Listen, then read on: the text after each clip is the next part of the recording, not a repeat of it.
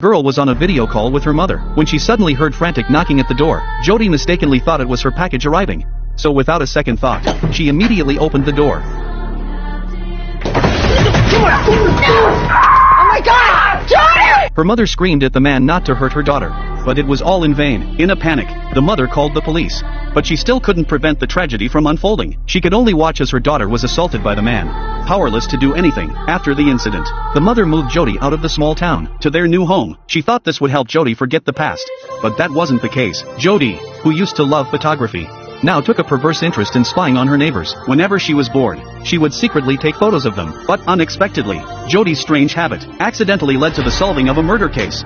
One day, the girl just happened to glance out the window and saw a tall, shadowy figure standing suspiciously by the window of the house across the street. Seeing this, Jody panicked immediately, so she ran toward Lisa's house, then hurriedly knocked on Lisa's door, and, out of breath, told her what she had seen. But Lisa didn't believe her story. At that moment, there was no one else in the house but her. Seeing how convinced Jody sounded, Lisa began to feel frightened as well. To be safe, she grabbed a baseball bat and started searching the house. But after checking every corner, she found nothing out of the ordinary. Then Lisa noticed the table lamp by the staircase. It seemed she had just had an idea. Lisa thought it might have been a shadow cast by the light. As she went upstairs, since everything made sense now, Jody felt awkward about saying anything more, and could only go outside to head home and sleep. Lisa, meanwhile, got into the bathtub to soak and relax. But just then, a figure suddenly emerged from the car. He was holding an iron bar and heading upstairs. Lisa, however, was completely unaware of any of this, just as she was getting out of the tub and getting dressed.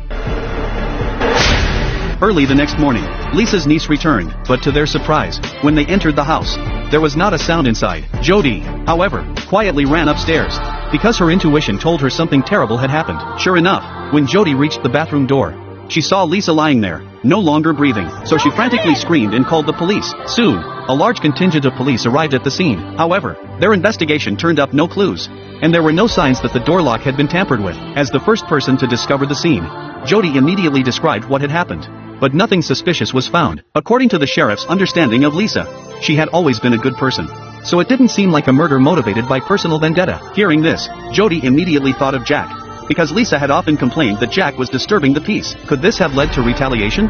The sheriff believed anything was possible, but the final conclusion would have to wait for the report. Given the gravity of the situation, Jody's mother had no choice but to take Lisa's niece home and reassure her not to overthink things. After doing all this, her mother warned Jody not to meddle in other people's business and to leave the rest to the police. The next morning arrived quickly, and the police report was already out. Lisa died from a blow to the head, but the windows and doors at the scene were completely intact. Therefore, the police suspected her niece. After all, Lisa had $4 million in assets, and her niece was her only relative. However, upon investigation, the niece had an alibi for that night, so she was cleared of suspicion. Then who could it be?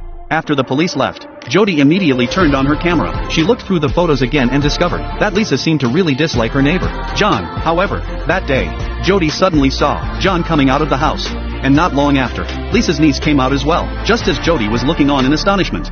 To her surprise, John and the niece got into the same car. Jody instantly realized something was wrong, so she quickly got up and rushed out of the house, and immediately got in her car to quietly follow them. It wasn't until they reached a remote, desolate area that they finally stopped the car. After John got out and walked away, Jody followed closely behind, keeping a low profile, but she saw them acting suspiciously, as if up to something. Just as Jody took out her camera to zoom in and get a clearer look, they unexpectedly got up and left.